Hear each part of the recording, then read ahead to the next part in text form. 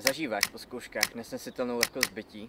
Udělal jsi zkoušku, týdny si dřel, těšil ses na ten moment, ale teď, když je to za tebou, je ticho. Chvíle euforie se rozplynula rychleji, než jsi myslel. A teď? Co budeš dělat s tou vší svobodou? Tím volným časem, který tě najednou víc děsí, než těší.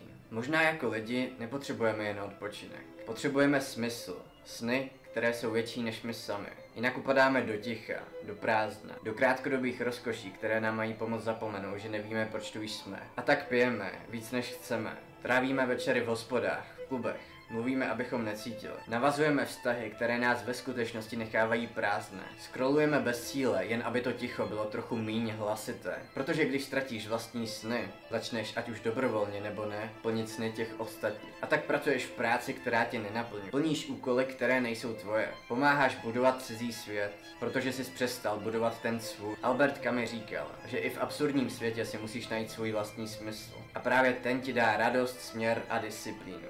Mně osobně pomáhá tvořit, sdílet své myšlenky se světem. To mi dává směr i ve chvílích prázdna. A co pomáhá tobě?